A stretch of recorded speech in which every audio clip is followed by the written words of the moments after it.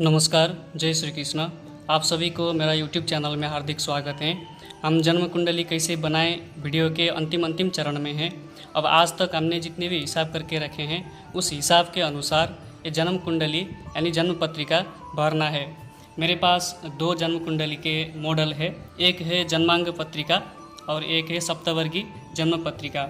इसमें क्या होता है, मैं थोड़ा मॉडल आपको दिखाता हूँ। इसमें थोड़ा सा कम होता है, भरने के लिए जो ऑप्शन चीज़ें होते हैं इसमें थोड़ा सा कम होता है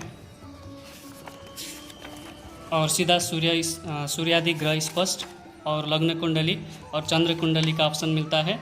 फिर उसके बाद विंशोत्तरी महादशा, इतना ही टेबल यहाँ पर मिलता है, छोटा वाला है। और आज हम करेंगे सप्तवर्गीय जन्म पत्रिका अंतर्गत थोड़ा लंबा वाला, जहाँ पर इसमें भरने के लिए चीज़ और ऑप्शन भी थोड़ा सा लंबा मिलता है, जानकारी भी इससे अच्छा मिलता है। तो आइए शुरू करते हैं। इसके लिए आपको अपने जिस कॉपी में हिसाब करके रखे हैं शुरू से अंतिम तक, आज तक हमने जितने भी हिसाब किए हैं वो कॉपी और आप जो पंचांग यूज करते हैं वो पंचांग आपके पास साथ में होना चाहिए। अब यहाँ नाम के ऑप्शन में आप जैसे कि जातक का जन्म नाम जिस अक्षर से आया है उस अक्षर के हिसाब से आप नया नाम भी रख सकते हैं, या फिर उनको जो नाम से घर में बुलाया जाता है उस नाम को भी यहाँ आप लिख सकते हैं। और नामांकन के हिसाब में हमने पूर्व फाल्गुनी नक्षत्र के प्रथम चरण से नामांकन आया था तो मो अक्षर था। अब मो अक्षर से आप कोई नया नाम इसमें रख सकते हैं। तो मो अक्षर से यहाँ पर मैं नाम रख देता हूँ कोई नया नाम, मोहित शर्मा। अब उनके पिता के नाम लिखिए, कमल शर्मा। अब यहाँ पर जन्म तारीख, मास और ईस्वी संबंध में जितना डेट है वो डेट यहाँ पर लिखना है। और उसके बाद बार और दिन में है, रात्रि में है, और जन्म समय, स्थान, यहाँ तक आपको कम्प्लीटली लिखना है, बेसिक चीज़। जन्म तारीख था 9 तारीख, मास था जून 6 और ईस्वी संबंध था 2019।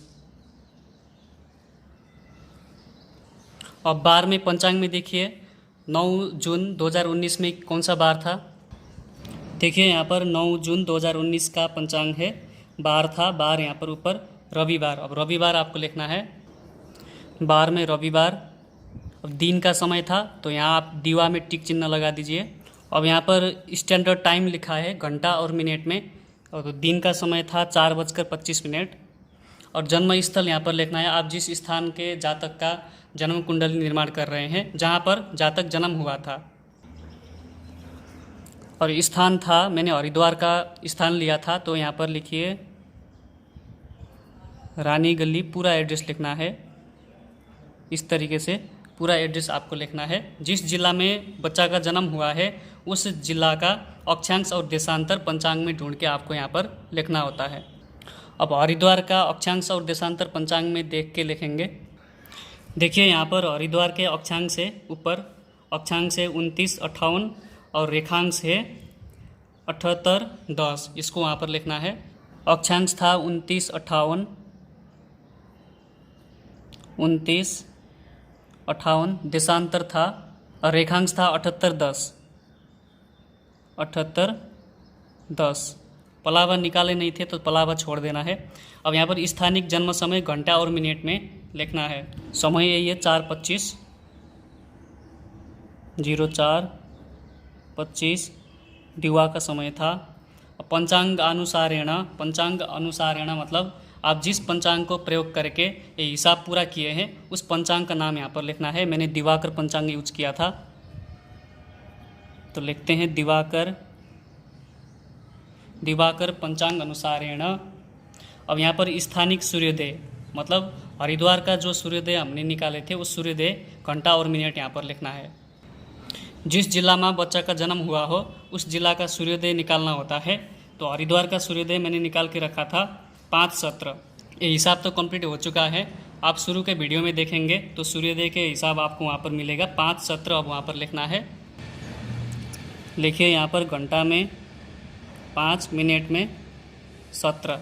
अब इसके बाद देखिए यहाँ पर लिखा है स्वस्ति श्रीमन नृपति वीर विक्रमार्क वत्सरेषु शुभ संवत्सरे, यहाँ पर विक्रम संवत में लिखना है। अब यहाँ पर पंचांग में देखना है आपको, जून 9 तारीख 2019 ये पंचांग निकालना है। यहाँ पर देखिए विक्रम संवत 2076, ज्येष्ठ मास है, शुक्ल पक्ष है, शाक्य वर्ष है 1941 और सूर्य है उत्तरायण में, उत्तर गोल, ग्रीष्म ऋतु। ये चीज़ आपको वहाँ पर लिखना है। संवत्सर है विक्रम संवत था 2076 पंचांग में देखना है। और उसके बाद श्री शालिवाहन शकाब्देशु शाक्य वर्ष था 1941 और सूर्य अयन में था उत्तरायण, उत्तर अयने हो गया, और गोल था उत्तर गोल में ही था, फिर भी यहाँ पर उत्तर लिखेंगे, उत्तर अयने, उत्तर गोल। और ऋतु था यहाँ पर देखिए ग्रीष्म ऋतु यहाँ पर लिखा हुआ है, तो यही लिखना है ग्रीष्म ऋतु। ज्येष्ठ मास शुक्ल पक्ष, तो लिखेंगे ग्रीष्म ऋतु। मांगल्यप्रद मासोत्तमे मासे ज्येष्ठ मासे पक्ष था शुक्ल पक्ष। और तिथि अब उस दिन का तिथि, और देखिए यहाँ पर 9 तारीख का तिथि है, तिथि यहाँ पर लिखा हुआ मिलेगा 9 तारीख का, सीधा इधर देखिए यहाँ पर सप्तमी तिथि है, रविवार का दिन था। तिथि है 47 घड़ी 55 पल, तो लिखिए यहाँ पर सप्तमी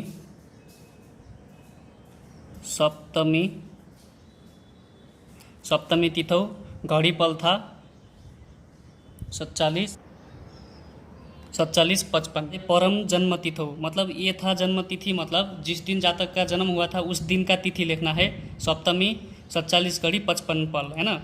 और परम मतलब होता है, परम जन्म तिथौ मतलब जन्म तिथि क्या है। देखिए हमने इष्टकाल भी निकाल चुके हैं, अगर आप इष्टकाल निकालने का वीडियो नहीं देखे तो मैं वीडियो डिस्क्रिप्शन में भी रख देता हूँ, वहाँ पर क्लिक करके आप वीडियो भी देख सकते हैं।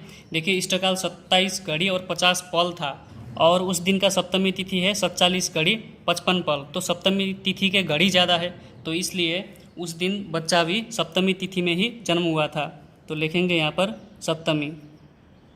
अगर इष्टकाल के घड़ी पल ज़्यादा होता तो फिर अष्टमी तिथि शुरू होता है, तो बच्चा फिर अष्टमी तिथि में ही जन्म होता, तो यहाँ पर अष्टमी तिथि लिखा जाता है।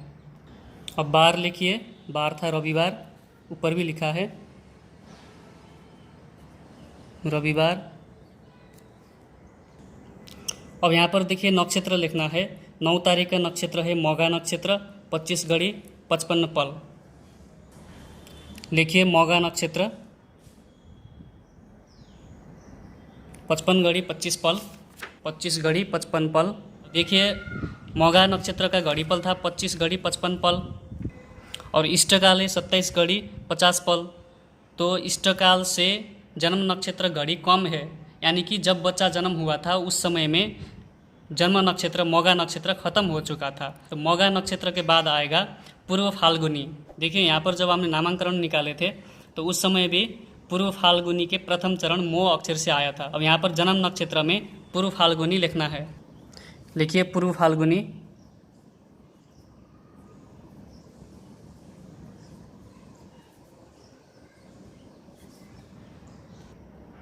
अब देखिए यहाँ पर सर्वरक्षम घट्यः पलानी लिखा है। सर्वरक्षम मतलब भावोग है, भावोग की घटी, और पौल यहाँ पर लिखना है।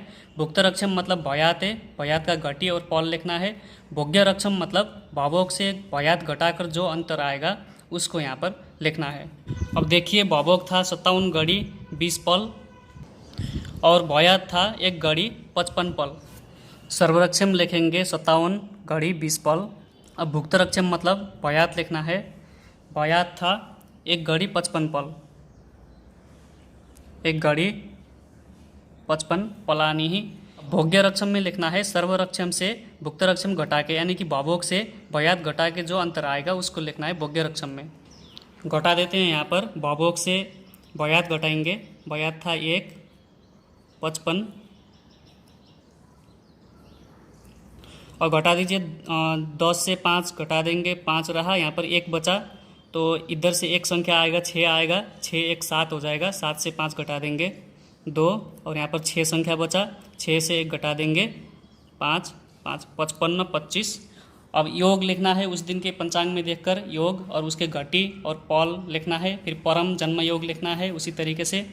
फिर तात्कालिक करण लिखना है, उस दिन का करण।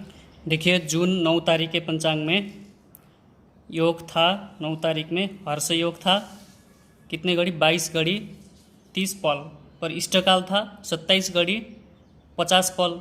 तो जब 27 घड़ी 50 पल में जातक का जन्म हुआ है तो ये योग तो 22 घड़ी 30 पल में ख़त्म हो चुका है। तो अब उस दिन का योग में लिखना है हर्ष और परम जन्म योग में लिखना है वज्र योग। फिर करण है 9 तारीख का गण करण 20 घड़ी 47। अब योग में पहले तो लिखेंगे 9 तारीख का ही योग लिखेंगे, हर्ष योग था उस दिन का योग, उस दिन का योग था हर्ष योग 22 घड़ी 30 पल, 22 घड़ी 30 पल था। पर परम जन्म योग मतलब 22 घड़ी 30 पल तो इष्टकाल से कम है, 27 घड़ी 50 पल इष्टकाल था। तो अब हर्ष योग के बाद में जन्म हुआ है योग वज्र योग में। तो अब यहाँ पर परम जन्म योग में लिखेंगे वज्र योग। अब तात्कालिक के करण है यहाँ पर लिखा है, तात्कालिक करण लिखेंगे 9 तारीख का, तात्कालिक मतलब उसी दिन का। गौर करण है और करण के घड़ी पल है इसमें 20 घड़ी 47 पल, 20 47 इस तरीके से लिखना है। अब इसके बाद राशि स्थिति चंद्र, चंद्रमा जिस राशि में है उस राशि यहाँ पर लिखना है। फिर नवांश में जिस राशि में है, नवांश कुंडली में, उस नवांश कुंडली का राशि चंद्रमा का राशि यहाँ पर लिखना है। देखिए यहाँ जब हमने चंद्र स्पष्ट के हिसाब किए थे तो उस समय चंद्रमा आया था सिंह राशि में। अगर आपने चंद्र स्पष्ट के वीडियो देखे हैं तो वहाँ पर सिंह राशि में चंद्रमा आया था। और नवांश कुंडली में भी चंद्रमा सिंह राशि में है, लग्न कुंडली में भी चंद्रमा सिंह राशि में, नवांश कुंडली में भी चंद्रमा सिंह राशि में। इसको बोलते हैं वर्गोत्तमी। अब यहाँ पर चंद्रमा वर्गोत्तमी हो गया। देखिए यहाँ पर लग्न कुंडली में चंद्रमा था सिंह राशि, सिंह भी लिख सकते हैं इस तरीके से, या फिर 5 अंक भी लिख सकते हैं। और नवांश में भी सिंह में हो गया। और दे मतलब होता है दे अष्टम भाव, इसको खाली छोड़ दीजिए। और फिर खे का मतलब होता है 10वें भाव का राशि स्वामी। देखिए यहाँ पर लग्न कुंडली जब हमने लग्न स्पष्ट किए थे तो यहाँ पर 10वें खे मतलब होता है 10वें भाव, प्रथम भाव, द्वितीय, तृतीय, चतुर्थ, पंचम, षष्ठ, सप्तम, अष्टम, नवम, दशम। अब 10वें भाव का मालिक ग्रह, 10वें भाव में 4 राशि है, 4 मतलब कर्क राशि। तो कर्क राशि का स्वामी ग्रह मालिक ग्रह होता है चंद्रमा। अब यहाँ पर खे के स्थान पर चंद्रमा लिखना है, कर्क राशि का स्वामी ग्रह, यानी कि 10वें से हो गया चंद्रमा। लिखिए यहाँ पर चंद्रमा। अब राशि पतौ, राशि पतौ मतलब यहाँ पर जिस राशि बचा का राशि है सिंह राशि, तो सिंह राशि का मालिक ग्रह होता है सूर्य। अगर आपको राशियों के स्वामी ग्रह याद नहीं है तो इस टेबल से भी आप देख के लिख सकते हैं। जैसे कि देखिए सिंह राशि का मेरे स्वामी सूर्य ग्रह लिखा था। देखिए सिंह राशि यहाँ है, राशि सिंह, और इसका राशि स्वामी यहाँ पर दिया गया है, सिंह का सीधा सूर्य इधर है। और कर्क के राशि स्वामी हमने चंद्र लिखे थे, तो राशि यहाँ पर कर्क है और राशि स्वामी चंद्र। इस तरीके से यहाँ से भी टेबल से देख के आप लिख सकते हैं। देखिए अब यहाँ पर जन्म नक्षत्र था पूर्व फाल्गुनी नक्षत्र, तो पूर्व फाल्गुनी नक्षत्र का प्रथम चरण मोह था। अब यहाँ पर राशि है ऊपर सिंह राशि, वस्य है पूर्व फाल्गुनी का बंचर, और योनि है मूषक, और महावैरी योनि है बिडाल। फिर उसके बाद राशि स्वामी सूर्य, गण यहाँ पर मनुष्य है, मनुष्य गण, नाड़ी है यहाँ पर मध्य नाड़ी, और अंश का तत्व जो है अग्नि तत्व है, और नाम ये संज्ञा जो युंजाया था, युंजाया का स्थान पर नाम संज्ञा लिखना है उग्र, और नक्षत्र के देवता है भग यानी कि सूर्य। ये चीज़ अब वहाँ पर जो आपको ऑप्शन दिया गया है उस ऑप्शन में ये चीज़ यहाँ पर भरते जाना है। अब यहाँ पर देखेंगे वर्ण ज्ञान चक्र लिखा है, यहाँ पर राशियों के वर्ण लिखना है। जैसे कि इस जातक का राशि सिंह राशि था तो सिंह राशि देखेंगे यहाँ पर 12, 4, 8, सिंह राशि का 5 संख्या होता है, 5, 1, 5, 9। मेष राशि, सिंह राशि और धनु राशि का वर्ण होता है क्षेत्रीय वर्ण। अब ये राशि का वर्ण है, ये जातक का वर्ण नहीं है, राशि का वर्ण यहाँ पर लिखना है। अब वर्ण में लिखेंगे क्षेत्रीय, क्षेत्रीय। उसके बाद वस्य है वंचर। उसके बाद युंजायाम था, युंजायाम मतलब नाम संज्ञा लिखना है, नाम संज्ञा पूर्व फाल्गुनी नक्षत्र के सीधा देख के लिखना है उग्र। उसके बाद अंश के तत्व अग्नि,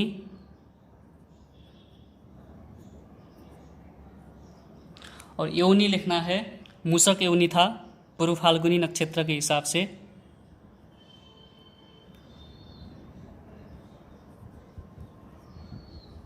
मूषक योनि, और गण था मनुष्य गण, मनुष्य गण हो गया। और नाड्यम मतलब नाड़ी है, मध्य नाड़ी। अब वर्ग स्थिति मतलब कौन सा वर्ग में आता है। अब यहाँ पर देखिए उसी टेबल के नीचे दिया गया है इस पंचांग में नाम अक्षरों से वर्ग देखने का चक्र लिखकर। अब यहाँ पर नाम के अक्षर देखना है। जैसे कि पूर्व फाल्गुनी नक्षत्र का प्रथम चरण में जन्म हुआ था तो मो अक्षर था, मो अक्षर यहाँ पर म से होता है, तो म का मतलब म का वर्ग है नाम के वर्ग, मूषक वर्ग, इसमें भी मूषक वर्ग आया। अब लिखिए यहाँ पर वर्ग में मूषक। यहाँ पर सूर्य स्पष्ट लिखना है। देखिए अगर आप सूर्य स्पष्ट के वीडियो में देखेंगे तो वहाँ पर 1 राशि 24 अंश 15 कला 8 विकला सूर्य स्पष्ट हो गया है। कुंडली भरते समय हम 1 राशि आगे बढ़ा के लिखते हैं तो सूर्य वृष राशि में है और सूर्य स्पष्ट है 1 24 15 8 लिखेंगे यहाँ पर वृष राशि, और यहाँ पर राशि अंश कला विकला लिखना है। सूर्य था 1 राशि में 24 अंश 15 कला 8 विकला। अब उसके बाद लिखेंगे यहाँ पर शुद्धावत्र दिनमानम। और दिनमान देखने के लिए देखिए पंचांग में 9 तारीख जून 9 तारीख दिनमान यहाँ पर दिया गया है। देखिए दिनमान और घटी पल 9 तारीख का सीधा देखेंगे 35 घड़ी 0 पल। लिखिए यहाँ पर घट्य में 35 घड़ी, पला में 0। अब यहाँ पर रात्रिमान में टोटल 60 घड़ी से 35 घड़ी घटा देंगे तो रात्रिमान निकलेगा। टोटल घड़ी 60 घड़ी है और दिनमान है 35 घड़ी, 60 घड़ी से 35 घड़ी घटा देंगे तो रात्रिमान निकलेगा। 0 में 0 घटाएंगे 0, और 10 में 5 घटाएंगे 5, 5 में 3 घटाएंगे 2, 25 घड़ी। और लिखिए यहाँ पर 25 घड़ी 0 पल रात्रिमान है। अब अहोरात्रिमान लिखना है 60 घड़ी 0 पल, क्योंकि हमने 60 टोटल घड़ी 60 होता है तो 60 घड़ी से हमने घटाए थे 60 घड़ी लिखना है। श्रीमन मार्तंड मंडल लोदयादिष्टम मतलब होता है इष्टकाल, इष्टकाल जितना आया था यहाँ पर लिखना है। देखिए इष्टकाल था 27 घड़ी 50 पल, 27 घड़ी 50 पल। और दिन के समय था, घंटा मिनट में लिखना है समय, जिस समय में जातक जन्म हुआ था। दिन को 4:25 था। वादनोपरि मतलब अब यहाँ पर स्थान लिखना है। लिखिए हरिद्वार, जिला लिखना है हरिद्वार, यहाँ लिख सकते हैं भारत। और जन्मस्थले हरिद्वार भारत जन्मस्थले हो गया। लग्न यानी कि अब आपने जो लग्न स्पष्ट किया है वो लग्न स्पष्ट यहाँ पर लिखना है। अगर आपने लग्न स्पष्ट के वीडियो नहीं देखे हैं तो मैं इसी वीडियो के डिस्क्रिप्शन में इस लग्न स्पष्ट का वीडियो का लिंक रख देता हूँ, आप वहाँ पर क्लिक करके भी लग्न स्पष्ट की वीडियो देख सकते हैं। तो देखिए यहाँ पर लग्न स्पष्ट आया था 6 राशि 19 अंश 38 कला 16 विकला। अब लिखना है वहाँ पर 6 19 38 16। लिखिए 6 19 38 16। ये विकला है, ये कला, ये अंश है। किस वंश में जातक पैदा हुआ है तो शर्मा, नाम शर्मा था तो यहाँ पर ब्राह्मण है, क्षत्रिय है, वैश्य है, जो भी है आप यहाँ पर लिखेंगे। गोत्र लिखना है, उनका क्या गोत्र है। जैसे मैं यहाँ पर लिख देता हूँ गर्ग गोत्र। जब आप जन्म कुंडली बना रहे हैं, कुंडली बनाने से पहले ही आपको उनके गोत्र, उनके पिता का नाम, माता का नाम, उनके दादाजी के नाम और वंश इत्यादि सब कुछ पूछ के आपको सब डिटेल पहले ही लेना होता है। अब गोत्र हो गया गर्ग गोत्र। ज्ञातो मतलब उनके यहाँ पर कास्ट जो है, सरनेम जो लिखते हैं, यहाँ पर मैंने शर्मा लिखा है पहले ही। और श्रेयुत मतलब यहाँ पर जो बच्चा जन्म हुआ है उनके दादाजी का नाम लिखना है। अब यहाँ पर लिखिए दादाजी का नाम था रविलाल शर्मा। अब इसके बाद रविलाल शर्मा दादाजी का नाम हो गया। तस्यात् मजस्य मतलब उनके पुत्र, यानी कि वो बच्चा का पिता कमल शर्मा थे। अब महोदयस्य भार्यायम मतलब कमल शर्मा के पत्नी, यानी कि उस बच्चा का माताजी के नाम यहाँ पर लिखना है। अब यहाँ पर माँ का नाम है सुनीता तिवारी शर्मा, ये तिवारी जो है शादी से पहले का जो सरनेम था वो है, और शर्मा मतलब अपने पति के सरनेम जो है वो लिखना है। अब इसके बाद लिखना है यहाँ पर कुक्षौ। कुक्षौ मतलब पुत्र है या पुत्री, रत्नमजी जनत। अब यहाँ पर पुत्र है, अगर पुत्री जन्म हुआ है तो पुत्री लिखना है। फिर उसके बाद अस्य नक्षत्रस्य चरणानुगतम। अस्य नक्षत्रस्य, नक्षत्र था पूर्व फाल्गुनी, जिस नक्षत्र में जन्म हुआ है वो नक्षत्र लिखना है। चरणानुगतम, चरण था प्रथम चरण, प्रथम चरण लिखिए।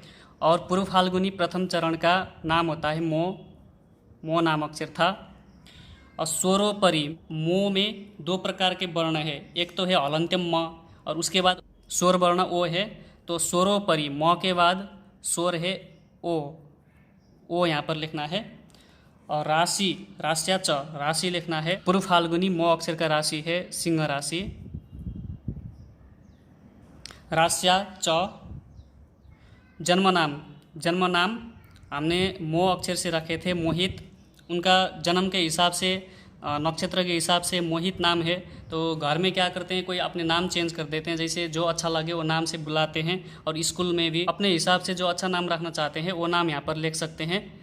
जैसे कि यहाँ पर प्रवीण रखना चाहते हैं कोई, प्रवीण कुमार शर्मा, तो यहाँ पर इस तरीके से प्रसिद्ध नाम यानी कि बुलाने वाला नाम बर्थ सर्टिफिकेट में या फिर स्कूल में जो नाम रखते हैं वो नाम यहाँ पर लिखना चाहिए। और इसके बाद घातादय चक्र देखने के लिए पंचांग में देखना होगा। पंचांग में देखेंगे तो आपको ये वाला टेबल मिलेगा। यहाँ पर 12 राशियों का घाती चक्र करके ये वाला टेबल बनाया गया है। देखिए यहाँ पर मेष राशि से लेकर मीन राशि तक के घात चक्र है। ये घात चक्र मतलब उनके लिए अशुभ वाला चक्र, यानी कि देखिए सिंह राशि है बच्चा का, देखिए सिंह राशि है तो सिंह राशि के लिए घात मास है ज्येष्ठ मास, और घात तिथि है तृतीया तिथि, अष्टमी तिथि और त्रयोदशी तिथि, और घात बार है शनिवार, घात नक्षत्र है मूल नक्षत्र, घात योग है प्रीति योग, घात करण है बालव, घात लग्न है 10वां लग्न यानी कि मकर लग्न, घात प्रहर है प्रथम प्रहर, और पुरुष के लिए घात चंद्रमा यानी कि घात राशि, चंद्रमा मतलब होता है राशि, पुरुष का कुंडली है तो घात चंद्रमा है सिंह राशि के लिए मकर। अगर स्त्री का कुंडली है, ये सिंह राशि वाला स्त्री का कुंडली है तो उनके लिए घात राशि है वृश्चिक राशि। अब यहाँ लिखेंगे सिंह राशि के लिए घात मास है ज्येष्ठ मास, ज्येष्ठ मास, उसके बाद तिथय है, तिथय मतलब तिथि, तृतीया तिथि, अष्टमी तिथि और त्रयोदशी तिथि सिंह राशि के लिए। फिर उसके बाद घात बार है, घात बार था सिंह राशि के लिए शनिवार,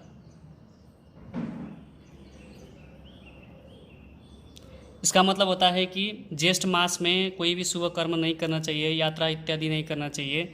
और त्रयोदशी, अष्टमी और तृतीया तिथि के दिन या फिर शनिवार के दिन इनके लिए घात होता है। सिंह राशि के लिए घात नक्षत्र है मूल नक्षत्र। फिर उसके बाद योग है घात योग प्रीति योग। अब यहाँ पर पूर्व कर्मानुसारेण, इसका मतलब होता है यहाँ पर लिखिए विंशोत्तरी, विंशोत्तरी महादशा और पराशर, पराशर ऋषि के मतानुसारेण। देखिए विंशोत्तरी महादशा आया था, शुक्र की महादशा था, टोटल था 20 वर्ष। यहाँ पर लिखना है शुक्र महादशायां जन्म तस्याः प्रमाणम वृषाणि, मतलब टोटल वर्ष था 20 वर्ष। अब इसके बाद लिखना है यहाँ पर तत्र भुक्त वर्षादि, जो भुक्त वर्ष हमने निकाले थे वो भुक्त वर्ष लिखना है। फिर उसके बाद परम जन्मतो ग्रे भोग्य वर्षादि, जो भोगना बाकी था वो भोग्य वर्ष यहाँ पर लिखना है। देखिए शुक्र का महादशा अंतर्गत भुक्त वर्ष था 0 वर्ष 8 मास और 0 दिन, भोग्य वर्ष था 19 वर्ष 4 मास और 0 दिन, और टोटल हम जो जन्म दिनांक जोड़ के आया था 2038 10-19 तक शुक्र का भोग्य समय रहेगा। अब यहाँ पर लिखना है भुक्त वर्ष, भुक्त वर्ष था 0 वर्ष 08 मास 00 दिन, और टोटल भोग्य वर्ष था 19 वर्ष 4 मास 00 दिन, ये टोटल भोग्य वर्ष है। और जो जन्म दिनांक जोड़ के आया था 2038 10-19, इस तरीके से सप्तवर्गी जन्म कुंडली का टोटल डिटेल्स भरा जाता है। वीडियो भी थोड़ा लंबा हो गया, और दूसरा वीडियो में मैं आपको षटवर्गी कुंडली भरना और उसमें दशा महादशा अंतरदशा कैसे भरते हैं ये चीज़ मैं आपको बताऊंगा। दोस्तों, आप लोग को वीडियो कैसा लगा? अगर आपको कुछ सीखने को मिला हो, वीडियो को लाइक करना, चैनल को सब्सक्राइब कीजिए और अपने दोस्तों के साथ भी शेयर कीजिए जो पढ़ना चाहते हैं। तो ठीक है, मिलते हैं अगली वीडियो में। जय श्री कृष्ण, जय श्री राधे।